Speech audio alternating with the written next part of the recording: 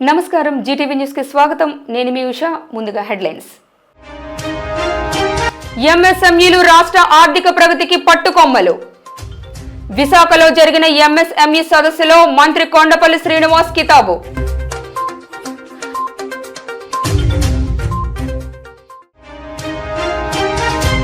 Cricket stadium పేరు మార్పుపై స్పందించిన మాజీ మంత్రి అమర్ ప్రజల్లో వైఎస్ఆర్ పై ఉన్న అభిమానాన్ని చూసి ఓర్వలేక కూటమి సర్కార్ దుశ్చర్యలకు పాల్పడుతుందని ధ్వజం టీడీపీ కార్పొరేటర్ పీలా శ్రీనివాస్ పై మాజీ ఎమ్మెల్యే వాసుపల్లి సెటైర్ ఆ ఇద్దరు ఉన్నంత వరకు మేయర్ సీటు దక్కదని హేళన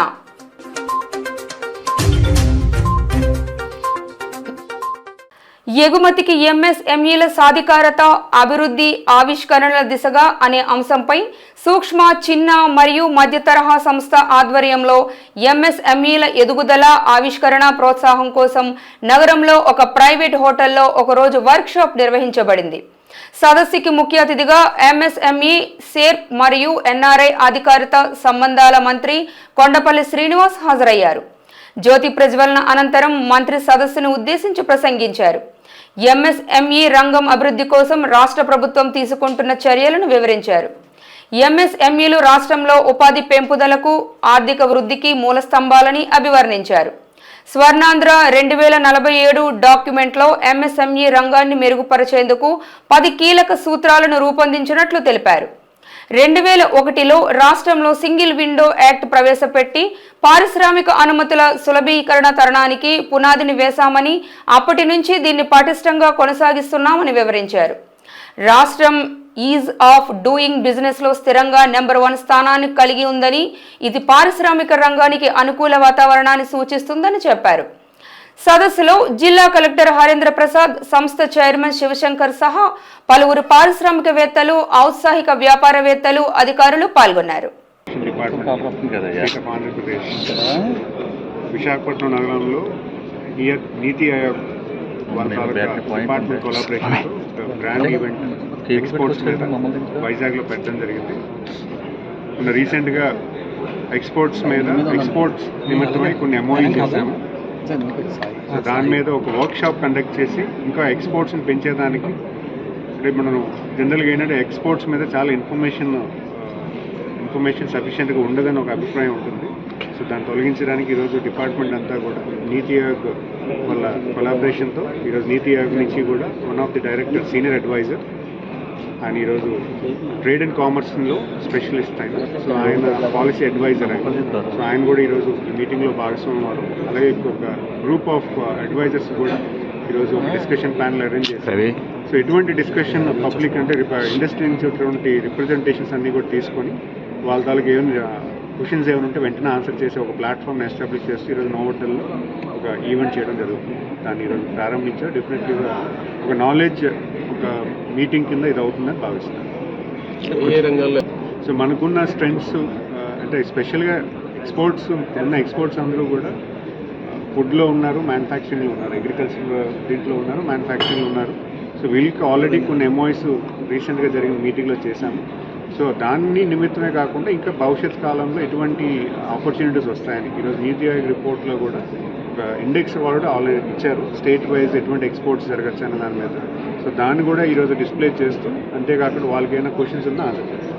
so all type of industry మన ఆంధ్రప్రదేశ్ రాష్ట్రం నుంచి 1,60,000 కోట్ల రూపాయలు ఎక్స్పోర్ట్స్ అవుతున్నాయి ఎవ్రీ ఇయర్. అది ఎవ్రీ ఇయర్ ఇంక్రీజ్ అయ్యే విధానం కూడా మనం చూడాలి. గత ప్రభుత్వ హయాంలో నీరుగారిన ఎంఎస్ఎంఈ మంత్రిత్వ శాఖను కూటమి ప్రభుత్వం అభివృద్ధి పదంలో పరుగులెత్తిస్తుందని, ఇంకొక పారిశ్రామికవేత్తను తయారు చేయాలన్న సంకల్పంతో తాము అడుగులు ముందుకు వేస్తున్నామంటున్న ఏపీ ఎంఎస్ఎంఈ చైర్మన్ శివశంకర్తో మా ప్రతినిధి ప్రసాద్ ఫేస్ టు ఫేస్.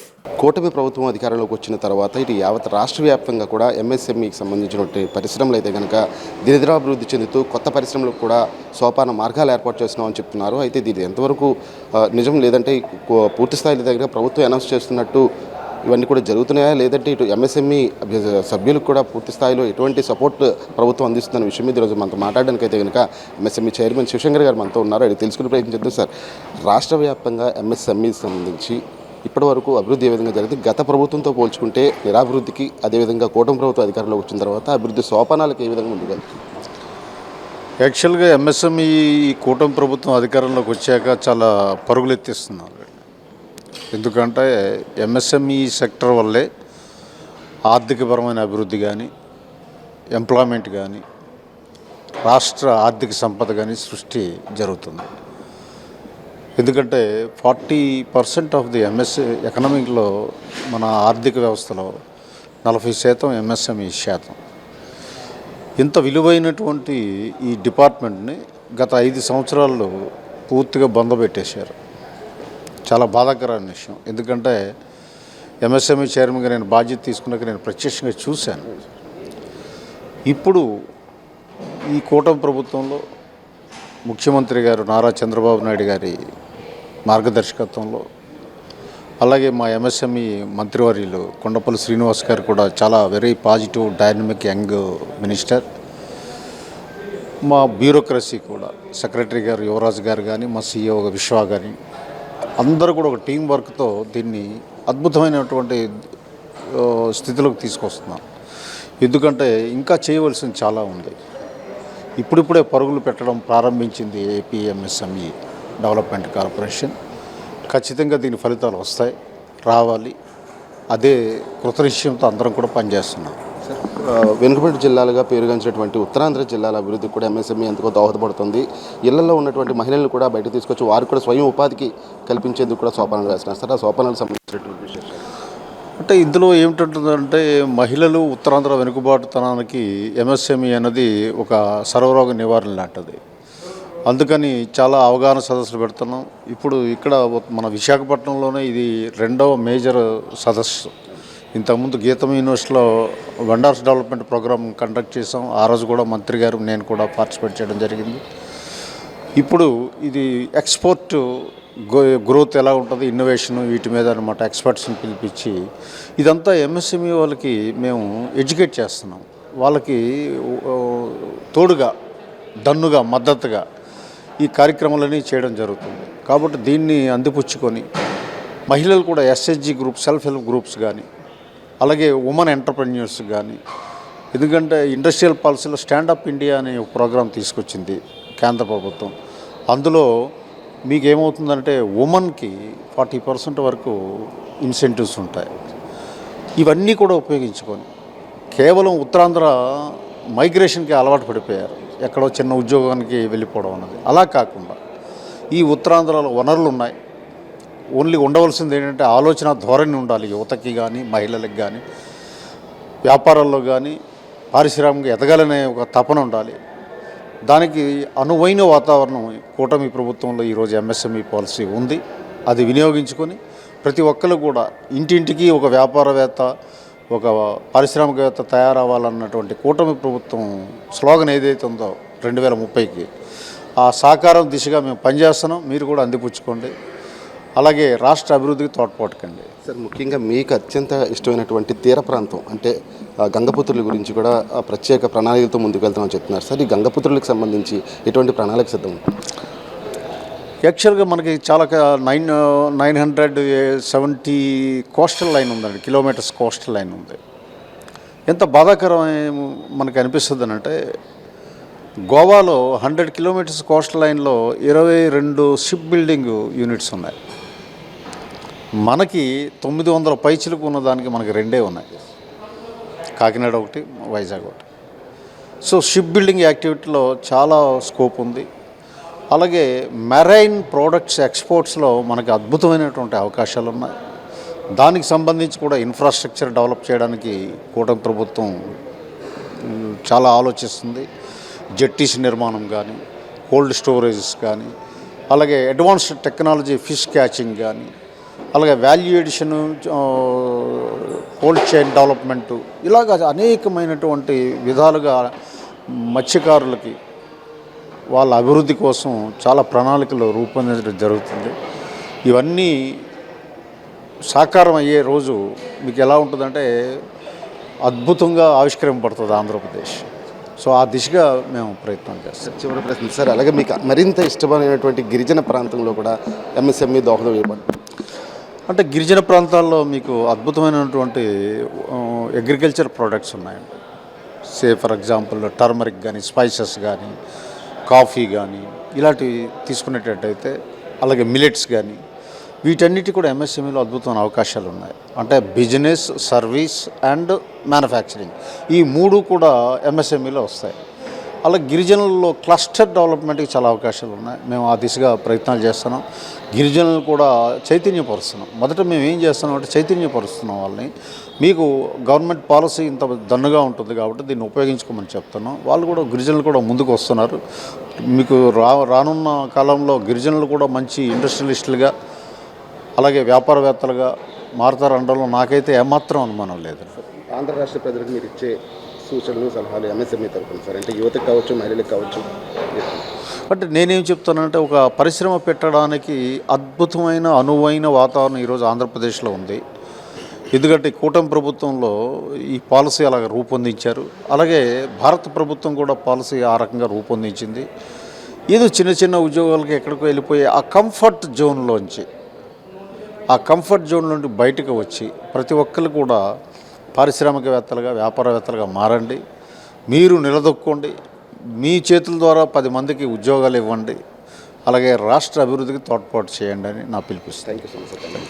చూసాం కదా, గత ప్రభుత్వంతో పోల్చుకుంటే కనుక కూటమి ప్రభుత్వం పరిపూర్ణంగా ఎంఎస్ఎంఈని ముందుకి పరుగులెత్తిస్తూ ముందుకు వెళ్తుందని చెప్తున్నారు. ముఖ్యంగా వలసల నియంత్రణకైతే కనుక కూటమి ప్రభుత్వం ఎంఎస్ఎంఈ ద్వారా పూర్తి సోపానాన్ని ఏర్పాటు చేస్తుంది. పరిశ్రమలో నెలకొల్పడం కాకుండా ప్రతి ఒక్కరి ఇంటికి ఒక పారిశ్రామికవేత్తను తయారు చేసే దిశగా ఇటు కూటమి ప్రభుత్వం ముందుకు వెళ్తుందని చెప్పి శివశంకర్ గారు చెప్తున్న నేపథ్యం కనిపిస్తుంది. కెమెరామెన్ సూర్యభౌత ప్రసాద్, జీటీవీ న్యూస్, విశాఖపట్నం నుంచి. వార్వా నివాస్ సంయుక్త ఆధ్వర్యంలో విశాఖ జీవీఎంసీ గాంధీ విగ్రహం ఎదుట నిరసన కార్యక్రమం నిర్వహించబడింది. 5 ఏళ్లకు ఒకసారి అద్దె విలువపై లెక్కించి పెంచవలసిన ఇంటి పన్నును క్యాపిటల్ విలువ ఆధారంగా రిజిస్ట్రేషన్ ఛార్జీల పెంపుతో లెక్కించి పెంచి ఆస్తి పన్ను రూపంలో మార్చి వసూలు చేయడం ముమ్మాటికి తప్పని ఆరోపిస్తూ అపార్ట్మెంట్ కాలనీవాసులు ప్రభుత్వ విధానాలకు వ్యతిరేకంగా నినాదాలు చేశారు. నిరసనను ఉద్దేశించి నాగార్జున యూనివర్సిటీ మాజీ ఉపకులపతి వి బాలమోహన్ దాస్ మాట్లాడుతూ, ప్రజలపై అతిగా భారం మోపుతూ సాగుతున్న పరిపాలన జనరంజకం అనిపించుకోదని అన్నారు. అర్థం లేని పన్నులు విధించి అలనాటి తుగ్లక్ పాలనను తిరిగి తెచ్చే యోచనలో ఉన్న ప్రభుత్వాల తీరు సరికాదన్నారు. చెత్త పన్ను అమలు, నిలిపివేత అందుకు ఉదాహరణగా భావించాలన్నారు. ముఖ్యంగా విద్యుత్ ఛార్జీల మోత మోగించేలా ఉండే స్మార్ట్ మీటర్ల వ్యవహారాన్ని ప్రజలంతా అవగతం చేసుకోవాలని కోరారు. ప్రభుత్వాల లాభం కోసం స్మార్ట్ మీటర్ల పేరిట అదనపు భారాన్ని మోపడాన్ని ఖండించాలని విజ్ఞప్తి చేశారు. ఇంకా మార్చలేదు, వారికి సమయం కూడా కావాలి కాబట్టి కొంతవరకు వెయిట్ చేయాలి. కానీ మనకి ఏప్రిల్ వస్తుంది, ఏప్రిల్లో పనులు పే చేయాలి. ఏప్రిల్ లోపల వారు ఏదో చెప్పాలి. చెప్పకపోతే దానికి ఇంకా ఇబ్బందులు ఉంటాయని వారి దృష్టికి తెస్తూ ఈ అసంబద్ధమైన విలువ ఆధారిత ప్రాపర్టీ ట్యాక్స్ని రద్దు చేయాలి. పాత పద్ధతిలో ఎంత ట్యాక్స్ ఉందో దాన్ని రివైవ్ చేయాలి. కానీ ఆ పాత పద్ధతిలో ఉన్న పన్ను కూడా శాస్త్రీయంగా లేదు. శాస్త్రీయంగా పన్ను ఉండాలంటే ఇన్కమ్ ట్యాక్స్ యాక్ట్ తీసుకోండి. ఇన్కమ్ ట్యాక్స్ యాక్ట్లో మన ఇన్కమ్ ఎంతో మనమే సెల్ఫ్ అసెస్మెంట్ చేసుకొని ట్యాక్స్ పే చేస్తున్నాము. అలాగే మనం ఉండే ఇంటి వైశాల్యం ఎంతో మనకు తెలుసు, డాక్యుమెంట్లో ఉంది. దాని ప్రకారం వారు కనుక డివైడ్ చేసి, for example Ram Nagar area ఎస్ఎఫ్టీకి రూపాయి అని చెప్పండి. 2000 రూపాయలు, 2000 ఎస్ఎఫ్టీ ఉంటే 2000 రూపాయలు పన్ను కట్టేయటమే. అలాగా కొన్ని ఏరియాస్ కాస్ట్లీ ఉంటాయి, కొన్ని ఏరియాస్ తక్కువ ఉంటాయి. దాని ప్రకారం డివైడ్ చేసి ఒక 10 జోన్స్గా చెప్పొచ్చు. చెప్పి పలాన్ జోన్లో ఎస్ఎఫ్టీకి రేట్ ఎంత మీరే నిర్ణయించుకోండి, మీరే పన్ను పే చేయవచ్చు. ప్రభుత్వానికి, మున్సిపల్ కార్పొరేషన్కి డౌట్ ఉండి మీరు తగ్గించి చేశారనుకుంటే వాళ్ళు స్క్వాడ్ని పంపించేయచ్చు. స్క్వాడ్ వాళ్ళు లెక్కేసి మీరు తప్పు చేశారంటే పెనాల్టీ వేయండి. ఆ పెనాల్టీ చాలా ఎక్కువ పెనాల్టీ వేయండి. మీరు కట్టే పన్ను మీద 10 రెట్లు పెంచండి. అప్పుడు అందరూ భయపడతారు, న్యాయంగా కట్టవలసిన పన్నుని కడతారు. ఇటువంటివి మన భారతదేశంలోనే కొన్ని సిటీస్లో ఉన్నాయి. దాన్ని మనం పాటిస్తే చాలు. పెందుర్తి మండలం నరవా గ్రామం దుర్గానగర్లో రోడ్లు అస్తవ్యస్తంగా ఉండడంతో ఆ గ్రామ ప్రజలు నిరసనకు దిగారు. ఈ సమస్యపై స్థానికులు మాట్లాడుతూ గత ఎంతో కాలంగా తమ ప్రాంత వాసులు అనుభవిస్తున్న నరక యాతనకు ఈ రహదారులు ఉదాహరణగా భావించాలన్నారు. అస్తవ్యస్తంగా దర్శనమిస్తున్న రహదారులను మెరుగుపరిచే వారి కోసం తామందరం ఎదురుచూపులు చూస్తున్నామని పేర్కొన్నారు. ఎన్ని ప్రభుత్వాలు మారుతున్నా, ఎంతమంది అధికారులు వస్తున్నప్పటికీ తమ రహదారుల రూపు మాత్రం మారటం లేదని ఆవేదన వ్యక్తం చేశారు. స్థానిక కార్పొరేటర్కి ఎన్నిసార్లు సమస్యను వివరించినా ఫలితం లేకపోతుందని అన్నారు. యూజీడీ పనుల కారణంగా రోడ్లు మరింత అధ్వానంగా మారాయన్నారు. ఇప్పటికన్నా నాయకులు, అధికారులు తమ సమస్యను అవగతం చేసుకొని పరిష్కారానికి ముందుకు రావాలని డిమాండ్ చేశారు. ద్రోవకొండలి అనే మా గ్రామంలో సుమారు ఈ రహదారి ఎప్పుడో నుంచో చాలా సమస్యతో ఉంటుంది. ఎందుకంటే ఈ కిందన ఈజుడి ప్లాంట్ వాళ్ళు 3 పైపులు వేశారు అండర్ గ్రౌండ్లో.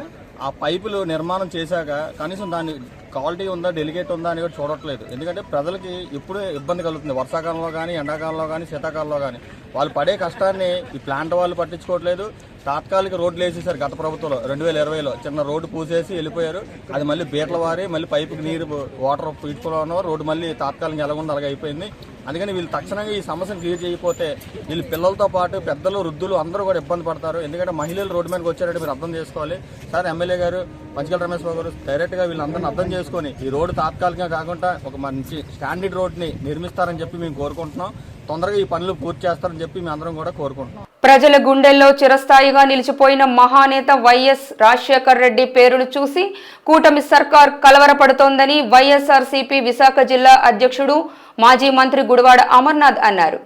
రాష్ట్రంలో వైఎస్ఆర్ పేరు లేకుండా చేయాలనే దుర్మార్గమైన ఆలోచనలలో కూటమి ప్రభుత్వం పనిచేస్తుందని మండిపడ్డారు. పీఎం పాలెం క్రికెట్ స్టేడియం పేరులో వైఎస్ఆర్ పేరును తొలగించడంపై ఆయన స్పందించారు. వారు అధికారంలోకి వచ్చిన తర్వాత ప్రజలకి ఏం చేశారు, ప్రజల పక్షాన వారు ఎన్నికల్లో ఇచ్చినటువంటి హామీలు ఏమైనా నిలబెట్టుకున్నారా లేదా, ఎన్నికల్లో ఇచ్చినటువంటి హామీలు వాళ్ళు అమలు చేయాలనేటువంటి ఆలోచన ఉందా లేదా అనేటువంటి అనేక అంశాల మీద ప్రజలందరూ కూడా ప్రతిపక్షంగా వైఎస్ఆర్ కాంగ్రెస్ పార్టీ కానీ ప్రజలు కానీ వారి స్పందన కోసం ఎదురు చూస్తూ ఉన్నారు. కానీ వారు అధికారంలోకి వచ్చినటువంటి మొదటి రోజు నుంచి ఏ రకంగా రాష్ట్రంలో వైఎస్ఆర్ కాంగ్రెస్ పార్టీని తుడిచిపెట్టాలి, ఏ రకంగా వైఎస్ఆర్ కాంగ్రెస్ పార్టీని ఈ రాష్ట్రంలో లేకుండా చేయాలి, రాష్ట్రంలో వైఎస్ఆర్ అనేటువంటి బ్రాండ్ ఏదైతే ఉందో అది కనబడకుండా చేయాలనేటువంటి దాని మీద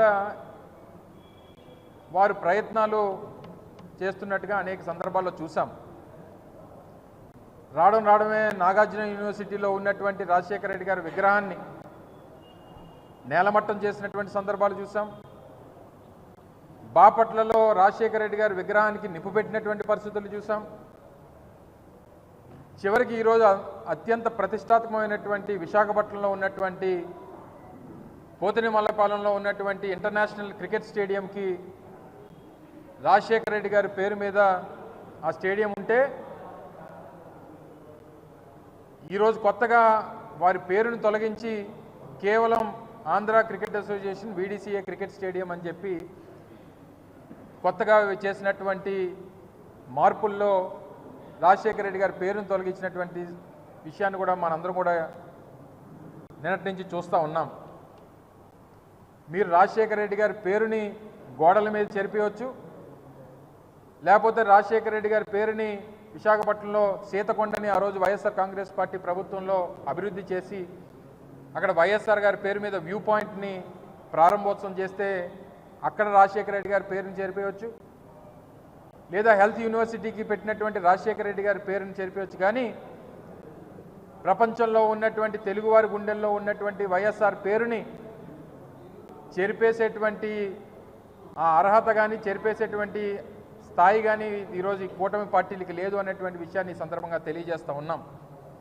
రేపు ఉదయం 10 గంటలకి రాజశేఖర రెడ్డి గారి విగ్రహం, ఎందుకంటే ఆ స్టేడియంకి రాజశేఖర రెడ్డి గారి పేరు ఉంది అనేటువంటి ఉద్దేశంతో ఆంధ్ర క్రికెట్ అసోసియేషన్ వారే విగ్రహాన్ని కూడా స్థాపించారు. అక్కడ ఆ విగ్రహానికి పాలాభిషేకం రేపు చేసి ఒక నిరసన కార్యక్రమాన్ని కూడా నిర్వహించాలని చెప్పి వైఎస్ఆర్ కాంగ్రెస్ పార్టీ విశాఖపట్నం జిల్లా ఆధ్వర్యంలో ఆ నిర్ణయం తీసుకున్నాం. రేపు ఉదయం 10 గంటలకి అక్కడ కార్యక్రమాన్ని పెడతాం, నిరసన వ్యక్తం చేస్తాం. తప్పకుండా ఏదైతే అది కమిటీ నిర్ణయం తీసుకుందా, ఆంధ్ర క్రికెట్ అసోసియేషన్ నిర్ణయం తీసుకుందా, లేదా ప్రభుత్వం తాలూకా ప్రోద్బలంతో ఆ నిర్ణయం తీసుకున్నారా, లేదా వైఎస్ఆర్ గారి పేరు చూస్తేనే గుండెల్లో లేదా వెన్నులో వణుకు పడుతూ ఉందా, ఏంటి అనేటువంటి దానికి ప్రభుత్వం సమాధానం చెప్తుందా లేదా ఆంధ్ర క్రికెట్ అసోసియేషన్ సమాధానం చెప్తుందా అనేటువంటిది చూస్తాం. ఆంధ్ర రాష్ట్రంలో చేతి వృత్తిదారుల నైపుణ్యానికి మరింత పదును పెడుతూ వారి విశిష్టతను ప్రపంచ దేశాలకు తెలియజేసేందుకు పాటుపడుతున్న లేపాక్షి హ్యాండీక్రాఫ్ట్ ఎంపోరియం వారు రాష్ట్ర వ్యాప్తంగా జరుగుతున్న పర్యాటక పారిశ్రామిక సదస్సులో ప్రత్యేక స్టాల్ను ఏర్పాటు చేస్తున్నారు. అందులో భాగంగా నేడు నగరంలో జరిగిన ఎంఎస్ఎంఈ సదస్సులో ఏర్పాటు చేసిన స్టాల్ ప్రత్యేక ఆకర్షణగా నిలిచింది. వివిధ ప్రాంతాల్లో తయారవుతున్న చేతి వృత్తిదారుల గృహోపకరణ, ఆట వస్తువులను ప్రదర్శించారు. స్టాల్ని ఉద్దేశించి ఎంపోరియం మేనేజర్ ఏ కార్తీక్ కుమార్ జీ న్యూస్తో మాట్లాడారు. తమ సంస్థ ద్వారా అనేక ప్రోత్సాహక కార్యక్రమాలు చేపడుతున్నామని వాటి వివరాలు వెల్లడించారు. ఇప్పుడు ఎంఎస్ఎంఈ రిలేటెడ్గా మన స్టేట్లో ఉన్న అన్ని హ్యాండీక్రాఫ్ట్స్ ఆర్టిజన్స్ డిఫరెంట్ క్లస్టర్స్లో పనిచేస్తూ ఉన్నారు. సో ఇప్పుడు కొత్త జనరేషన్స్ అట్లాగే ఇప్పుడిప్పుడు కుర్రోళ్ళు అట్లాగే యంగ్ జనరేషన్స్ వాళ్ళు ఎంఎస్ఎంఈ రిజిస్ట్రేషన్స్ అట్లాగే ఉద్యమ రిజిస్ట్రేషన్స్ వాళ్ళ నుంచి వచ్చే సపోర్ట్ లోన్స్ రూపాన్ని కానీ లేకపోతే ఏమైనా ట్రైనింగ్ ప్రోగ్రామ్స్ కానీ సో డిఫరెంట్గా ఇట్లా ఈ ఆస్పెక్ట్స్ అన్ని యూటిలైజ్ చేసుకుంటా మార్కెట్లో వాళ్ళు వాళ్ళ క్రాఫ్ట్స్ ప్రమోట్ చేయడానికి అట్లాగే వాళ్ళకి ఫైనాన్షియల్ సపోర్ట్ సో ఆ రకంగా వాళ్ళ ఈ ఎంఎస్ఎంఈని యూటిలైజ్ చేసుకుంటా వాళ్ళ ప్రొడక్షన్ కెపాసిటీ అట్లాగే వాళ్ళ మార్కెటింగ్ క్యాపబిలిటీ అవన్నీ పెంచుకోవడానికి చాలా ఉపయోగపడుతూ ఉంది. ఇప్పుడు మన స్టేట్ గవర్నమెంట్ అట్లాగే సెంట్రల్ గవర్నమెంట్ ఆర్గనైజేషన్స్ ఎంఎస్ఎంఈ అండర్లో చాలా స్కీమ్స్ పెట్టున్నారు. అవి దాని ప్రమోషన్స్ కూడా చాలా అగ్రెసివ్గా చేస్తూ ఉన్నారు డిపార్ట్మెంట్స్. సో దాన్ని మన ఆంధ్రాలో ఉన్న హ్యాండీక్రాఫ్ట్స్ క్లస్టర్లో పనిచేసే ఆర్టిజన్స్ అందరూ ఉపయోగించుకుంటూ ఉన్నారు. సో అది మన ఆర్టిజన్స్ అందరికీ మన చేతి వృత్తి కళాకారులందరికీ చాలా ఉపయోగపడుతూ ఉంది. ధన్యవాదాలు. ఇక్కడ ప్రజెంట్ చేసే స్టాల్లో మన కొండపల్లి టాయ్స్ అట్లాగే ఏటుకొప్పక టాయ్స్, బొబ్బులి వీణ విజయనగరం డిస్ట్రిక్ట్, అట్లాగే తోలుబొమ్మలాట ఆర్టిజన్స్ తయారు చేసే ల్యాంప్ సెట్స్ తోలుబొమ్మలు ధర్మవరం డిస్ట్రిక్ట్, అట్లాగే పెన్ కలంకారీ పెయింటింగ్స్, ఆదివాసీ పెయింటింగ్స్ ఇవన్నీ ఇక్కడ ప్రజెంట్ చేశాం సార్. సో అందరూ విఐపీస్ అంటే మన స్టేట్లో కాకుండా అదర్ స్టేట్ నుంచి వచ్చే విఐపీస్ వాళ్ళు కూడా మన హ్యాండీక్రాఫ్ట్స్ చూసి ప్రమోట్ చేసే ఇంటెన్షన్తో పెట్టాము. సో మన ఆర్టిజన్స్ అందరూ ఎంఎస్ఎంఈని యూటిలైజ్ చేసుకొని వాళ్ళు బెనిఫిట్ పొందుతూ ఉన్నారు. ఇంకా ఆశిస్తున్నాం వాళ్ళు దీన్ని యూటిలైజ్ చేసుకొని మార్కెట్లో బాగా ప్రమోట్ చేసుకొని అట్లాగే వాళ్ళు ఫైనాన్షియల్గా బాగుండాలని కోరుకుంటున్నాం సార్. లేపాక్షి పాత్ర ఏ విధంగా ఉంటుంది సార్ ఇందులో? చేతివృత్తిదారుల ప్రోత్సాహానికి లేపాక్షి ఎటువంటి అంటే లేపాక్షి హ్యాండీక్రాఫ్ట్స్ అంటే జనరల్గా మనం ఆంధ్రాలో పనిచేసే ఆర్టిజన్స్ వాళ్ళకి ట్రైనింగ్ అట్లాగే వాళ్ళకి ఏదైనా టూల్స్ మెషినరీ కానీ టూల్స్ కానీ లేకపోతే ఏ స్కిల్ డెవలప్మెంట్ కానీ అంటే కొత్త ఆర్టిజన్స్ తయారు చేయడానికి ఇటువంటి ప్రోగ్రామ్స్ కానీ అవి జనరల్గా మనం ఆర్గనైజ్ చేస్తూ ఉంటాము. సో అది ఇన్ కొలాబరేషన్ విత్ ఎంఎస్ఎంఈ కానీ లేకపోతే అదర్ సెంట్రల్ గవర్నమెంట్ ఆర్గనైజేషన్స్తో చేస్తూ ఉంటాము. సో వాళ్ళు తయారు చేసే ప్రొడక్ట్స్ మనం డైరెక్ట్గా పర్చేస్ చేస్తూ ఉంటాము. సో లిమిట్ లేకుండా వాళ్ళు అంటే ఇప్పుడున్న ప్రజెంట్ మార్కెట్లో కొత్త డిజైన్స్ అవి వాళ్ళతో తయారు చేయించి వాళ్ళకి ఫైనాన్షియల్ అసిస్టెన్స్ ఇస్తా, వాళ్ళకి కావాల్సిన పనిముట్లన్నీ ఇస్తా. సో వాళ్ళతో డెవలప్ చేసి అది మన మార్కెట్లో పర్చేస్ చేసి వాళ్ళు తయారు చేసిన స్టాక్ అంతా మనం పర్చేస్ చేసి మార్కెట్లో ప్రమోట్ చేస్తూ ఉంటాం. ఇట్లా పెద్ద ఈవెంట్స్కి గవర్నమెంట్ సైడ్ నుంచి కానీ మన ఆంధ్ర గవర్నమెంట్ నుంచి కానీ మేము లోకల్లో కొన్ని బిగ్ ఆర్గనైజేషన్స్కి ఈ మన లోకల్ టాయ్స్నే మేము గిఫ్ట్స్ కింద ప్రజెంట్ చేస్తూ ఉంటాము. మన కల్చర్ అలాగే మన లోకల్ ల్యాంగ్వేజ్ ప్రమోట్ అవుతూ ఉంటాయి. సో దానివల్ల వాళ్ళకు కూడా ఆర్డర్స్ ఫాస్ట్గా వెళ్తూ ఉంటాయి. ఖచ్చితంగా లేపాక్షిలో ఉన్న మన ఆంధ్రాలో తయారైన హ్యాండీక్రాఫ్ట్స్ అన్నిటికీ ఫస్ట్ నుంచి చాలా ఫెమిలియర్ సార్. మన స్టేట్లోనే కాదు, ఢిల్లీ తర్వాత హైదరాబాదు వాటిలో కూడా మన ఆంధ్రాలో తయారైన హ్యాండీక్రాఫ్ట్స్ చాలా ఫెమిలియర్, చాలా డిమాండ్ ఉంది. సో మార్కెట్ అయితే బాగుంది సార్. మన ఇంటి పిచ్చుకలను మనమే కాపాడుకోవాలి అని డాక్టర్ విఎస్ కృష్ణ డిగ్రీ కళాశాల ప్రిన్సిపాల్ డాక్టర్ ఐ విజయబాబు కోరారు. మద్దిలపాలెంలోని కళాశాలలో గ్రీన్ క్లైమేట్ TNGO ఆధ్వర్యంలో ప్రపంచ పిచ్చుకల దినోత్సవం సందర్భంగా పిచ్చుకలకు గూళ్లు, మంచినీటి పాత్రలు ఏర్పాటు చేశారు. ఈ సందర్భంగా గ్రీన్ క్లైమేట్ టీమ్ ఎన్జిఓ వ్యవస్థాపక కార్యదర్శి జేవి రత్నం మాట్లాడుతూ ప్రతి ఒక్కరూ పక్షుల కోసం నీరు అందుబాటులో ఉంచాలన్నారు. పిచ్చుకల కోసం గూళ్లు ఏర్పాటు చేయాలని, బియ్యం పిండితో ముగ్గులు వేయాలని కోరారు. గ్యాస్ ముగ్గుతో ముగ్గులు వేస్తే పర్యావరణానికి నష్టం అని అన్నారు. గడిచిన 25 సంవత్సరాలుగా తాము పిచ్చుకలకు గూళ్లు, పక్షులు, వన్యప్రాణుల కోసం మట్టి పాత్రలు ఏర్పాటు చేస్తున్నామన్నారు. పిచ్చుకలు ప్రకృతి ఆధారంగా పండించే పంటలకు, మానవాళి మనుగడకు ఉపకరిస్తాయని వివరించారు. మేము 1వ తరగతి చదివేటప్పుడు మా నాన్నగారు ఏం చేసేవాళ్ళంటే, ఆయన ఆఫీస్ నుంచి ఇంటికి వచ్చేటప్పుడు నాటుబళ్ళ మీద వెళ్ళిపోతున్న ధాన్యంలో పడిపోయిన కంకులన్నీ ఏరుకొచ్చేవాడు. అవన్నీ కట్టి మా గుమ్మ ముందు ఎలాడి కట్టేవాడు. ఎందుకు ఇలా చేస్తున్నాం అంటే పిచ్చుకల కోసం. పిచ్చుకలు ఎందుకు? వరెన్ని వస్తుంది కదా, ఎన్నికి వచ్చినప్పుడు తెల్ల నల్లి వస్తుంది, ఆ నల్లిని తినేస్తుంది, ఎర్ర నల్లిని తినేస్తుంది. దానివల్ల ఏమవుతుందంటే ఎక్కువ ధాన్యం వస్తాయి, ధాన్యం బరువు ఎక్కువగా ఉంటుంది, పొల్లు గింజ అన్నది రాదు. కాబట్టి మనం పిచ్చుకల్ని కాపాడాలి అని ఆయన చెప్పారు. ఆ తర్వాత నేను కూడా రెగ్యులర్గా చేసేవాడు. మా ఇంటికాడ పిచ్చుకలు రావడం చూసి మా కాలనీలో ఉన్న అందరు పిల్లలు కూడా, దాదాపుగా 40 నుంచి 50 మంది ఉండేవాళ్ళు పిల్లలు, అందరూ కూడా పిచ్చుకల కోసం కంకులు గుర్తులు కట్టేవాడు. 1980 వంశధార వరదలు వచ్చినప్పుడు మా కాలనీ మొత్తం కొట్టుకుపోయాను. కానీ ఎక్కడెక్కడున్న మా బ్యాచ్ పిల్లలందరూ కూడా ఇప్పటికీ పిచ్చుకలకి ఈ కడుతూనే ఉన్నారు. ఎందుచేత అంటే పిచ్చుక అనేది అంతరించిపోతే ఒక పిచ్చుక సంవత్సరానికి 6.5 కేజీల ధాన్యం తింటుంది. కానీ 100 కిలోల ధాన్యం రావడానికి ఆ ఏదైతే పాలు వచ్చే దశలో ఉన్న వెన్నులోని పురుగుల్ని తినేస్తుంది. కాబట్టి టన్నుల కొద్ది బియ్యం రావడానికి పిచ్చుక మనకి కారణమవుతుంది. కాబట్టి ప్రతి ఒక్కరూ కూడా పిచ్చుకల్ని కాపాడాలి. భవిష్యత్తులో ఇప్పుడు అందరూ కూడా నేచర్ బేస్డ్ ఫార్మింగ్కి వెళ్తున్నారు, రసాయనాలు మానేస్తూ ఉన్నారు. ఈ టైంలో మనం పిచ్చుకల్ని చేయాలి. నెక్స్ట్ ఏంటంటే బొద్దింకల పిల్లలు ఉంటాయా, ఆ బొద్దింకల పిల్లల్ని పిచ్చుకలు తినేస్తాయి. కాబట్టి మనకి ఆయాసం రాదు. లేదు అంటే బొద్దింకల సంఖ్య పెరిగిపోతే అనారోగ్యం పెరుగుతుంది. కాబట్టి పిచ్చుకలు ప్రతి జీవికి మనుగడకి, ప్రధానంగా మానవాళి మనుగడకి చాలా ఉపయోగపడతాయి. కాబట్టి పిచ్చుకల పరిరక్షణ అన్నది మీరంతా చెయ్యాలి. విజయనగరం జిల్లా రాజా మండల పరిషత్ కార్యాలయం ఎదుట బొమ్మినాయుడు వలస పంచాయతీ బూరాడిపేటకు చెందిన ఉపాధి హామీ కూలీలు నిరసన తెలిపారు. వైఎస్ఆర్సీపీ సానుభూతి పరులమని 6 నెలలుగా ఉపాధి పని కల్పించలేదని కూలీలు ఆందోళన చేపట్టారు. ఎన్నికలు లేకుండా మ్యాట్లను మార్చి రాజకీయాలు చేస్తున్న ఫీల్డ్ అసిస్టెంట్పై అధికారులకు ఫిర్యాదు చేశారు. ఉపాధి పనుల కల్పనలో ఫీల్డ్ అసిస్టెంట్ వివక్షత చూపుతూ వారం రోజుల క్రితం పనులు కల్పించి 2 రోజులకే యగనామం పెట్టాడని, ఇదేంటని ప్రశ్నిస్తే దిక్కున్న చోట చెప్పుకోండంటూ హుంకరింపు చేశాడని, పనులు లేక పస్తులుంటున్నామంటూ ఎంపీడీఓ వావిలపల్లి శ్రీనివాస్ ఎదుట వేతనదారులంతా ఆవేదన వ్యక్తం చేశారు.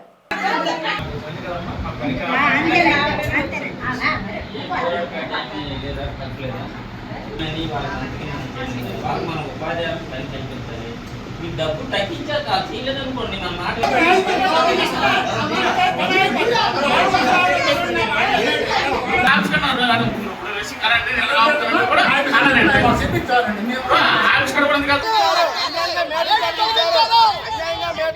ఇప్పుడు మాకు 6 నెలలు పెట్టి ఉపాధి హామీ పని పెట్టట్లేదు.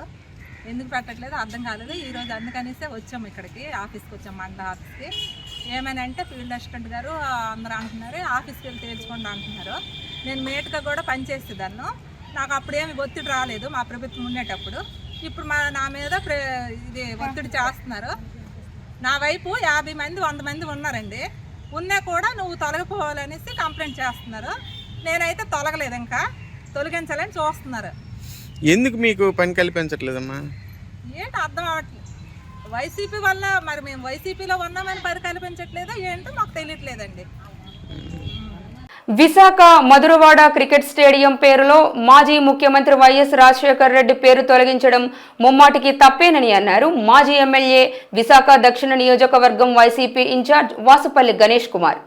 రాష్ట్రంలో కూటమి ప్రభుత్వం అధికారంలోకి వచ్చినప్పటి నుంచి కూల్చివేతలు, తొలగింపులు అధికంగా జరుగుతున్నాయని ఆయన మండిపడ్డారు.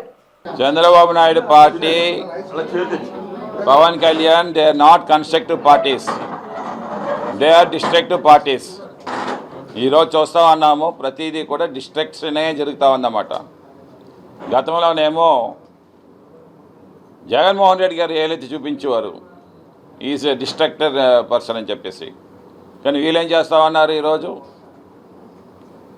మహానాయకుడు డాక్టర్ వైఎస్ రాజశేఖర రెడ్డి గారు వేసిన పునాది మాట. పోతన్నమలపాలెంలోని అసలు మధురవాడ ఇంత డెవలప్మెంట్ అయిందంటే, ఈరోజు ఆశీలమెట్లో ₹1,00,000 ఉంటే అక్కడ 1,50,000 1,20,000 గజం పిఎం పాలెంను మధురవాడలో ఉందన్నమాట.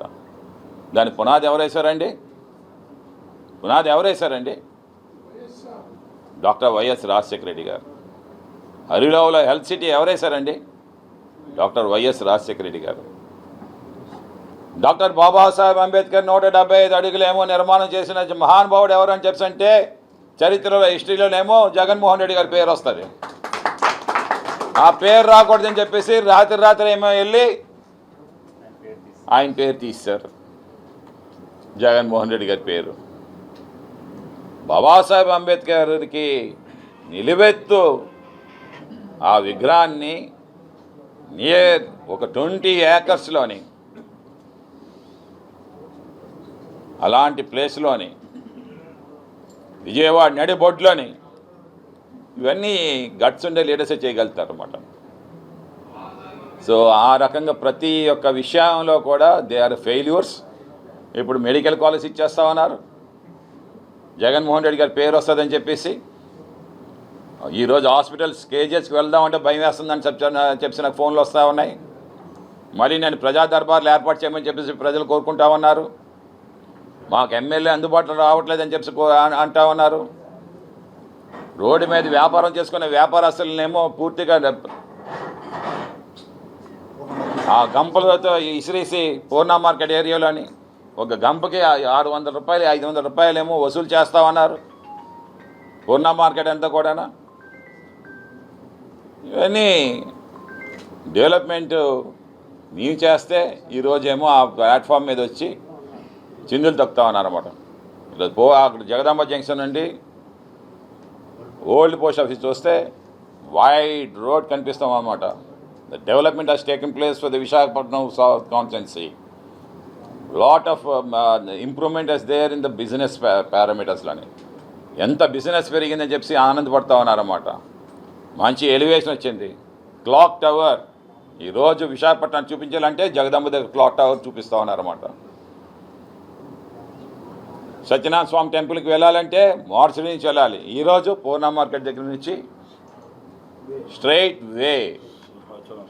వే రైతు బజార్ నిర్మాణం చేయాలంటే మేమే ఎండ్లో ఉండి వాళ్ళేమో మాడిపోతామంటే వాళ్ళందరినీ కూడా ఒక రైతు బజార్ ఏర్పాటు చేస్తాం. ప్రతి విషయంలో కూడా మా యొక్క బ్రాండ్ ఉందన్నమాట. వైఎస్ఆర్సీపీ పార్టీ బ్రాండ్ ఇమేజ్ ఉందన్నమాట. ఇది మా గ్రేట్నెస్ అని చెప్పి తెలియజేస్తామన్నమాట. అలాగే విశాఖ మేయర్ పీఠం గురించి వైసీపీ కార్పొరేటర్ల వలసలపై విలేకరులు అడిగిన ప్రశ్నకు వాసుపల్లి గణేష్ కుమార్ సమాధానమిస్తూ కార్పొరేటర్ టీడీపీ ఫ్లోర్ లీడర్ అయిన పీలా శ్రీనివాస్ పై సెటైర్ల వర్షం కురిపించారు. తమ పార్టీలో ఉన్న చెత్త వెళ్లిపోయిందని, ఇప్పుడున్న వారంతా అసలైన జగన్ సైన్యమని తనదైన శైలిలో బదిలిచ్చారు. ఒక్క కార్పొరేటర్ కూడా జంప్ అవరు. ఎందుకంటే మా కురసాల కన్నబాబు గారు రీజనల్ కోఆర్డినేటరు, బొత్స గారు మీటింగ్ హోల్డ్ చేశారు. ఎవ్రీ వన్ యాజ్ ఎస్యూడ్ అన్నమాట. ఈరోజు ఫిల్టర్ అయిపోయింది. మీరు అన్నిది వాస్తవమే, ఆ స్క్రాప్ వెళ్ళిపోయింది. నేను దానికోసం బాధపడలేదు. స్క్రాప్ అదంతా కూడా పదవుల వ్యామోహం. ఆ వ్యామోహం ఉండేవాళ్ళు ఎప్పుడు కూడా వెళ్తారు. కానీ ఈరోజు ఉండేది అంతా కూడా ఏంటంటే blood of YSRCP party. Blood Jaganmohan Reddy గారు కనిపిస్తారన్నమాట. అలాంటి నాయకులే ఉండిపోయారన్నమాట. అందుకని చెప్తాను ఏంటంటే ఒక్కొక్కసారి సైక్లోన్ వచ్చినప్పుడు కూడా మంచిదే జరుగుతుంది అన్నమాట. చెత్త అంతా పోతుంది. ఓకే, ఊడూడు వచ్చినప్పుడు అంతే చెత్త అంతా కొడిగిపోయింది. అలాగే ఇప్పుడు కూడా చెత్త వెళ్ళిపోయింది. ఆ రోజు మోజులు. ఇప్పుడు వాళ్ళందరూ మాకు ఫోన్లు చేస్తూ ఉన్నారు వస్తామని చెప్పేసి. మా దగ్గర ఉండి నాయకులు ఆపేస్తున్నారు, వద్దు బాబు మాకు ఈ దరిద్రం మళ్ళీ మాకు వద్దని చెప్పేసి. ఓకే, సరే ఇంకోటి ఏంటంటే పీలా శ్రీని గారు ఉన్నారు, ఫ్లోర్ లీడరు. అతని అంబిషన్ ఈ wants to become mayor. Okay, Chandrababu Naidu హయాంలో ఇంకా అవ్వను అని డిసైడ్ అయిపోయాడు. అవడు. చంద్రబాబు నాయుడికి ఒకవేళ ఐడియా వచ్చినా సరే ఇక్కడ ఉండే వెలగపూడి అవనేవాడు, ఇటు ఉండే గణబాబు అవనేవాడు. ఓకే, ఇంకా అవ్వద్దు. పీలా శ్రీనుకి no chance of becoming mayor. ఏదైనా అవుతే ఈ 5 నెలల కోసం ఊరు సరదా అన్నమాట, అంతేనే. ఈ సరదా తీర్చేసుకుందామని చెప్పేసి ప్రాగ్లాడుతూ ఉన్నాడు. ప్రతి ఫోన్ కొడతా ఉన్నాడు. మా జానకిరామ్ కూడా ఫోన్ కొట్టాడు, 20 లక్షలు ఇస్తారంట. ఓకే, మీకు నిల్చున్న సీట్లోనే మళ్ళీ పదవి ఇస్తారంట. మా తోట పద్మావతి గారు ఫోన్ చేశారు. ఇదన్నమాట. అంటే డబ్బులు పెట్టి, ఇది వాస్తవం కాదని చెప్పండి వాళ్ళని. వాట్సాప్ కాల్స్ మళ్ళీ రికార్డ్ అయిపోతాయేమని చెప్పేసి. సో ఇవన్నీ ఫెయిల్యూర్స్ ఈ రకంగా చేస్తారు. సో ఏం చేస్తారు చెప్పండి? 5 సంవత్సరాలు, 5 నెలలు ఎంత ఉంది మహా అయితే? మమ్మల్ని వచ్చి అడిగితే, జగన్మోహన్ రెడ్డి గారిని వచ్చి అడిగితే టేక్ అని చెప్పేస్తారన్నమాట. Take it. మాకు గవర్నమెంటే లేనప్పుడు మాకెందుకు ఇలాడు అని చెప్పేసి ఈరోజు ప్రతిది కూడా మా కార్పొరేట్ల యొక్క వర్క్స్ అన్నీ అడ్డుకుంటున్నారన్నమాట. ప్రతి కార్పొరేటర్ కూడా మా యొక్క కార్పొరేటర్ పనులన్నీ అడ్డుకుంటున్నారు. వాళ్ళకి కేటాయించిన ఏదైతే ఫండ్స్ ఉన్నాయో ఆ ఫండ్స్ అన్నీ కూడా ఆపుతా ఉన్నారన్నమాట. మా కార్పొరేట్ అందరికీ కూడా చెడ్డ పేరు రావాలని చెప్పి చూస్తూ ఉన్నారన్నమాట. అయినా కానీ ఫైట్ చేస్తూ ఉన్నారు కౌన్సిల్లోని. ది గ్రేట్ లీడర్షిప్ చూపిస్తూ ఉన్నారు, గట్స్ చూపిస్తూ ఉన్నారు. ప్రజల దగ్గరికి ఎప్పుడో వెళ్ళి నిరంతరం ప్రజలతో ఉంటున్నారన్నమాట. టీడీపీ వాళ్ళు ఎక్కడ ఉండగలుగుతున్నారు? కబ్జాలు స్టార్ట్ చేశారు వాళ్ళు ఇప్పటికే. ఇవన్నీ కూడా ప్రజలు గ్రహిస్తూ ఉన్నారు. జీటీవీ న్యూస్ ముగించే ముందు హెడ్లైన్స్ మరోసారి. ఎంఎస్ఎంఈలు రాష్ట్ర ఆర్థిక ప్రగతికి పట్టుకొమ్మలు. విశాఖలో జరిగిన ఎంఎస్ఎంఈ సదస్సులో మంత్రి కొండపల్లి శ్రీనివాస్ కితాబు.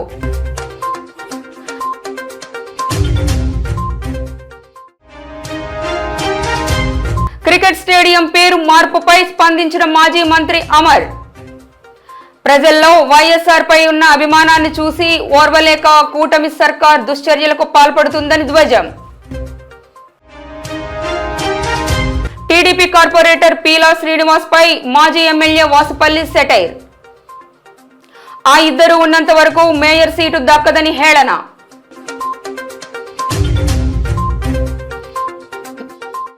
ఇవి ఇవాల్టి జీటీవీ న్యూస్ ముఖ్యాంశాలు. మరిన్ని అప్డేట్స్తో మరొక బులెటిన్లో మళ్ళీ కలుద్దాం. చూస్తూనే ఉండండి జీటీవీ న్యూస్. నమస్కారం.